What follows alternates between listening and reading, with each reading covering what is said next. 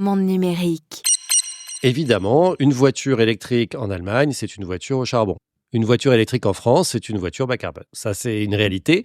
Et c'est évidemment très important de regarder l'intégralité de la chaîne et de production d'électricité. Après, les grands pays mondiaux que sont les États-Unis qui sont un grand pays du nucléaire également, certes brûle beaucoup de gaz pour son électricité, mais aussi a beaucoup de nucléaire. La Chine qui fait beaucoup de nucléaire et de renouvelables. Donc, il y a quand même un mouvement mondial vers une électricité bas carbone.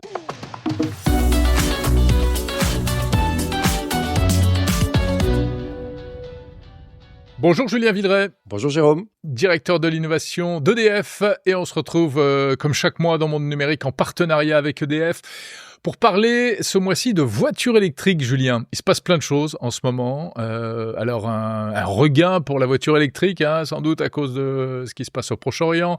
Des évolutions technologiques aussi, les robotaxis qui commencent à arriver. Enfin, pas tellement chez nous encore en France, mais sans doute peut-être un jour ou l'autre. Et puis aussi, et je voulais qu'on commence par ça, si vous êtes d'accord, pas mal d'annonces du côté des constructeurs chinois qui, on le sait, sont très offensifs et qui ont dévoilé notamment des innovations en matière de vitesse de rechargement, parce que c'est un peu le nerf de la guerre.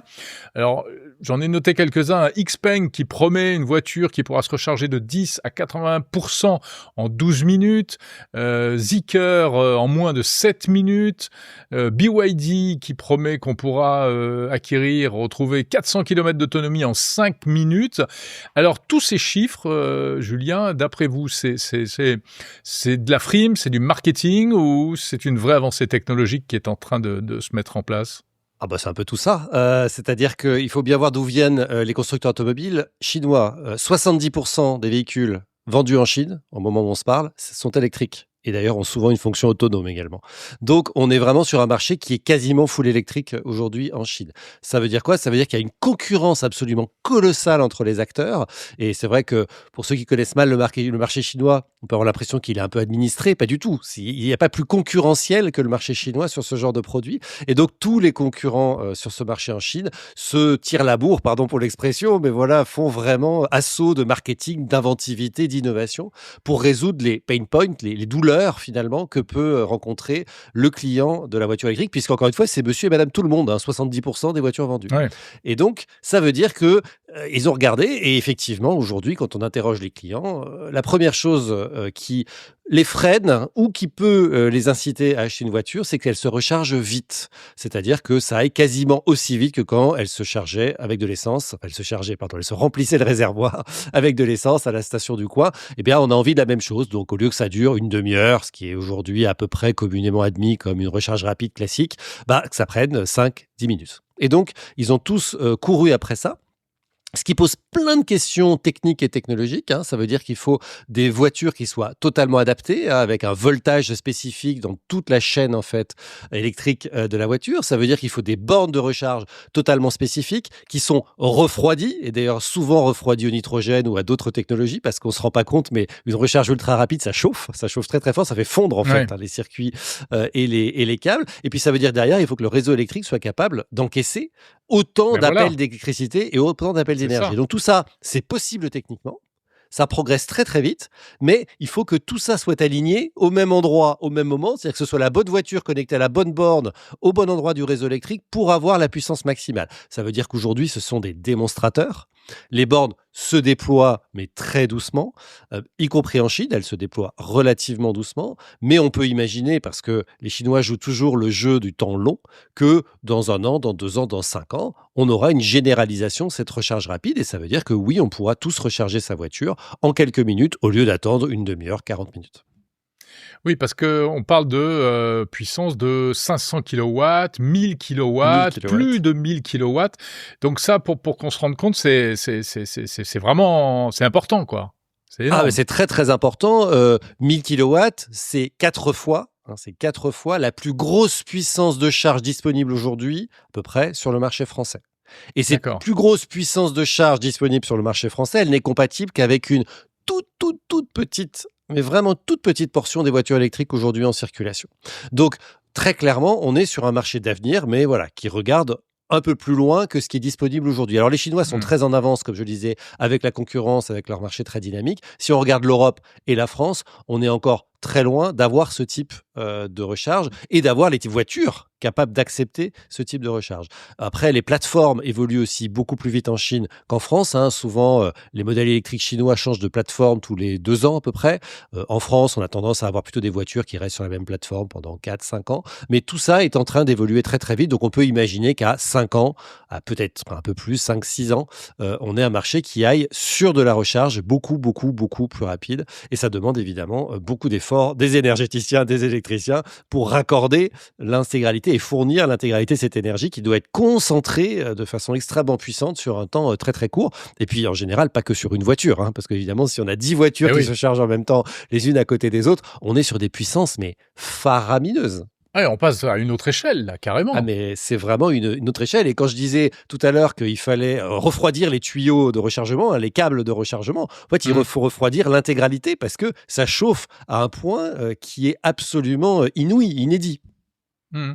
C'est ça, on n'a pas ça en France, même pour les camions aujourd'hui? Alors, on a ça, on commence à avoir ça pour les camions, puisqu'il y a un très fort développement aujourd'hui de la mobilité électrique lourde, comme on dit, donc les camions, sur les Mmh. grands axes autoroutiers. Et pour recharger un camion, bah, on le comprend, un camion c'est gros, c'est lourd, donc il faut très très grosse batterie, très puissante, et donc c'est très long à charger. Et donc il faut effectivement des superchargeurs pour permettre de recharger. Mais là aussi, on est au tout début, hein, on est vraiment au tout début de ce déploiement finalement de ces bornes très puissantes. Mais ça aussi, c'est un déploiement qui va s'accélérer, se faire très très vite, parce qu'il y a un enjeu évidemment qui est de décarbonation, mais qui est aussi économique Mmh. pour tous ceux, les transporteurs, hein, tous les gens qui utilisent des camions. Et d'ailleurs, nous, c'est pour ça que chez EDF, on a annoncé pour nos 80 ans 80 millions d'euros mis sur la table pour aider les compagnies de transport, finalement ceux qui ont besoin de convertir leurs camions thermiques en camions électriques pour leur permettre d'avoir des aides qui leur permettent d'aller plus vite vers cette électrification du transport. Voilà, vous le disiez en introduction, les soucis géopolitiques que l'on connaît ces dernières Ouais. années et encore plus récemment avec le détroit d'Ormuz font que le prix du pétrole augmente très très fortement et on voit bien que c'est de plus en plus un problème, cette instabilité des prix de l'énergie fossile pour les transporteurs et donc évidemment ils ont bien plus d'intérêt à passer à l'électrique. Donc oui, toutes ces bornes-là, ultra rapides, ça arrive, ça se développe, mais ça demande effectivement de nouvelles infrastructures, donc c'est long et ça coûte un peu d'argent. Alors, justement, en France, bon, on n'a pas encore ces vitesses de rechargement, mais la voiture électrique, on l'a dit, a plutôt le vent en poupe en ce moment, hein, pour les raisons qu'on sait. Sur les 2 derniers mois, on parle de 70% des ventes qui sont des véhicules électriques. Voilà, donc ceux qui avaient déjà des voitures électriques, eux, ils se frottent les mains, ils sont contents, ils se disent j'ai fait le bon choix. Et puis il y en a plein d'autres qui avaient peut-être des réticences et qui aujourd'hui s'y mettent. Vous pensez que ça va être on est sur un mouvement de mode ou c'est peut-être un vrai décollage de la voiture électrique en France? Non, alors on a connu une première phase, hein, une première phase de décollage de la voiture électrique qui a été effectivement freinée à la fois par des sujets de crise économique, des sujets aussi très clairement d'ambiance générale américaine en particulier qui ne poussait pas les constructeurs à aller encore plus loin dans l'électrification. Mais la réalité, c'est que ce marché est reparti très fort effectivement depuis le début de l'année. On voit vraiment un retour des achats de voitures électriques. Et ce qui est très intéressant, c'est que on avait l'image voilà, de l'acheteur de voitures électriques urbain, plutôt des voitures cossues, parce que c'est vrai que c'était des voitures relativement chères jusqu'à présent. Je dis jusqu'à présent Mmh. parce qu'il y a eu des efforts récents des constructeurs sur le marché. Et c'est en train de changer. On voit aujourd'hui de plus en plus de voitures en zone rurale, en particulier électriques, pour des questions économiques, parce que la petite voiture électrique, je pense à la petite Renault par exemple, qui est Ouais. sortie il n'y a pas très longtemps, qui fait un carton aujourd'hui sur le marché, la petite Renault 5. Une petite Renault 5, pour aller même faire 30-40 km par jour, donc 80 km aller-retour, évidemment, sa batterie suffit largement. On n'a pas besoin d'avoir de borne de recharge électrique publique, hein, on la recharge chez soi le soir ou à son bureau quand on y arrive. Donc ça fonctionne très bien dans tout type de scénario. Donc je crois qu'il y a aujourd'hui une compréhension qu'à la fois en termes d'économie, hein, d'argent, à la fois dans l'investissement dans la voiture, mais aussi dans sa recharge, et puis dans évidemment cette dimension voilà, écologique, finalement, aujourd'hui, tout est aligné pour que la voiture électrique Ouais. reprenne un développement majeur en France. Il y a que des bonnes raisons. Bon, alors il y a quand même encore il peut y avoir des réticences. On parlait de la vitesse de charge, il y a aussi l'autonomie, mais ça progresse énormément là aussi à pas de géant. On compare souvent la voiture électrique qui est aussi de plus en plus autonome à un smartphone sur roue. Et du coup, est-ce que ce mouvement-là, c'est pas un peu un mouvement au niveau industriel même comparable à l'explosion du smartphone, des usages du smartphone il y a 15 ans? Ah oui, et complètement. Il y a un certain nombre d'années, on choisissait un smartphone pour son hardware, un téléphone d'ailleurs plus qu'un smartphone pour son hardware. On achetait le Nokia ceci ou le Motorola cela. Sont arrivées les grandes plateformes, hein, donc Apple avec iOS et Android pour Google, et tout d'un coup on achetait plutôt un écosystème. Et donc Ouais. on peut imaginer que c'est ça qui va se passer avec la voiture électrique, c'est qu'on va en plus acheter un écosystème. Tesla a été très fort pour lancer ça. C'est vraiment eux qui ont inventé ce concept de plateformisation de la voiture, où finalement, voilà, la plateforme hardware et technique, à la limite, elle est un peu abstraite. Hein. Ce qui compte, c'est vraiment le software, c'est-à-dire comment j'interagis avec ma voiture, comment elle devient autonome, comment elle donne des fonctions de sécurité que je n'avais pas auparavant, etc. Et comment elle se met à jour, hein, parce que ma voiture, elle n'est pas la même entre le moment où je l'achète et puis 4 ans plus tard, hein, elle se met à jour en permanence avec de nouvelles Ça, fonctionnalités. c'est un vrai choc culturel quand même. Hein. Et donc ça, c'est un vrai choc culturel, effectivement, pour l'acheteur de voiture. Et donc oui, on est vraiment, je pense que c'est vraiment comparable. Et d'ailleurs, si on regarde aujourd'hui le marché chinois, de la même façon, les gens achètent un écosystème. Et d'ailleurs, des gens qui fabriquent des smartphones, Xiaomi par exemple, hein, qui est un énorme leader du smartphone en Chine, c'est celui qui fabrique aussi les voitures que, à titre personnel, je trouve les plus belles du marché. Et donc, en fait, quand on est chez Xiaomi, on peut acheter aussi bien un cuiseur de riz électrique qu'un smartphone, qu'une voiture extrêmement performante. Et donc, on rentre dans l'écosystème Xiaomi. Quand on est chez BYD, on rentre dans l'écosystème BYD. Et donc, tout ça, cette intégration finalement verticale et cette plateformisation, c'est, oui, une révolution pour le monde automobile. Alors, on l'entend depuis quelques années. Hein, le concept n'est pas nouveau. Encore une fois, c'est Tesla qui l'a apporté. Mais là, ça devient une réalité. Et d'ailleurs, ça devient d'autant plus une réalité que l'on voit que les marques, hélas souvent européennes, mais c'était vrai aussi pour des grandes marques américaines qui n'ont pas réussi ce passage au software, Ouais. ont connu des difficultés très importantes dans la commercialisation de leur voiture. Parce qu'en gros, les gens ne voulaient pas acheter des voitures qui n'étaient pas performantes. Et risque d'en connaître encore. Donc, il y a vraiment là quelque chose qui est un changement de paradigme et puis qui permet de faire arriver d'autres écosystèmes. Hein. L'écosystème serviciel. Aujourd'hui, on achète des services pour sa voiture. Quand on a une voiture électrique et autonome, on peut ajouter des options virtuelles.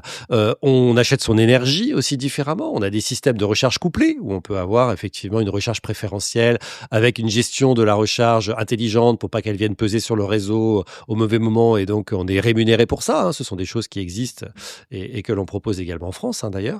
Donc, il y a plein d'innovations qui se développent sur la voiture. Et puis, l'autonomisation, il faut quand même en parler, c'est la révolution automobile majeure. Elle se voit dans les rues de beaucoup de villes aux États-Unis. Ça commence à arriver en Europe au sens géographique du terme, avec le Royaume-Uni. Avec le Royaume-Uni. Le Royaume-Uni, et puis...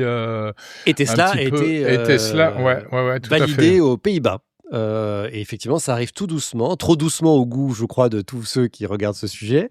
Mais néanmoins, ça devient une réalité vraiment quotidienne. Et donc, on sait très bien que c'est un mouvement totalement inéluctable et que la performance, il suffit de regarder tous les gens qui ont fait les tests, hein, la performance de ces outils d'autonomie, qui n'est pas de l'autonomie totale, hein, qui est de l'autonomie assistée par l'humain, elle est absolument incroyable. Mais on voit qu'en France, c'est des questions réglementaires essentiellement, et puis enfin en France et dans d'autres pays européens, c'est pas encore ça. Hein. Il y a que des petites expérimentations à droite à gauche. Est-ce qu'on n'est pas un peu trop prudent par rapport à ça ? Oui, alors moi, ma vision personnelle, là pour le coup, c'est que oui, on est trop prudent, parce qu'aujourd'hui, des modèles qui sont développés dans le monde entier fonctionnent. Hein, et on a parlé de la Chine, on a parlé des États-Unis. C'est pas des pays extrêmement permissifs sur la sécurité. Hein, c'est des pays qui sont très réglementés également sur ces sujets-là. Donc si ça fonctionne chez eux, on peut imaginer que ça pourrait fonctionner également en Europe. On a une réglementation, on le sait, en Europe, qui est souvent, si ce n'est excessive, au moins très difficile à percer et qui prend du temps. On est dans ce cas-là. Tesla espérait, en obtenant sa certification aux Pays-Bas, qu'elle se généralise dans toute l'Europe rapidement. On va voir si ça sera le cas.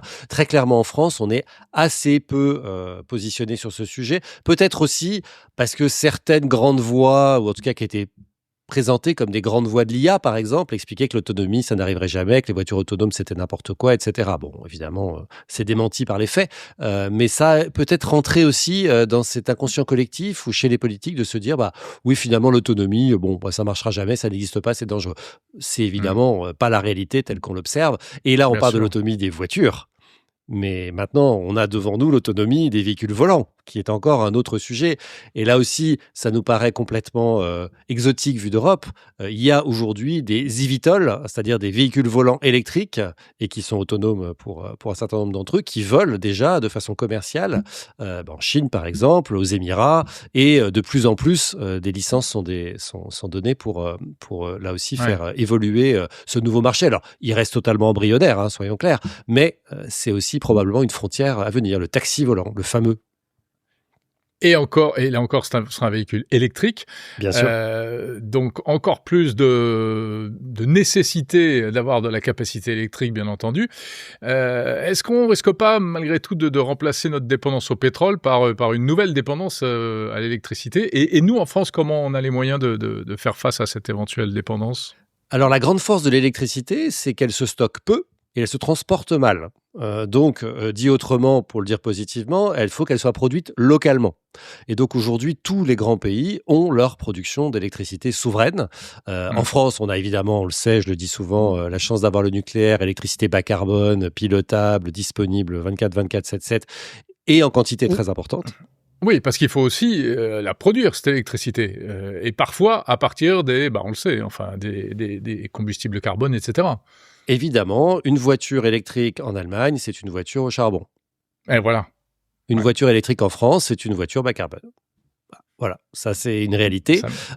Et c'est évidemment très important de regarder l'intégralité de la chaîne et de production d'électricité. Après, les grands pays mondiaux que sont alors les États-Unis qui sont un grand pays du nucléaire également, certes brûle beaucoup de gaz pour son électricité, mais aussi a beaucoup de nucléaire. La Chine qui fait beaucoup de nucléaire et de renouvelable. Donc il y a quand même un mouvement mondial vers une électricité bas carbone. Donc c'est plutôt à la fin vertueux quoi qu'il arrive. Mais il y a évidemment la question de la production d'électricité qui est probablement assez peu problématique en termes de volume pour répondre aux besoins de la voiture électrique. Mais il y a après toute la chaîne de valeur de la voiture électrique où là peuvent se poser des questions de souveraineté. Hein. La batterie, par exemple, qui on le sait est largement chinoise aujourd'hui avec deux grands acteurs qui sont CATL et BYD. La question de l'accès à la batterie à long terme, évidemment posée, est une question importante. La question du software, qui est plutôt souvent américain, pour le coup. La question de la recharge, on en a parlé tout à l'heure avec les technologies de recharge rapide. Enfin voilà, il y a évidemment plein de sujets qui sont embarqués par cette voiture électrique, mais c'est un mouvement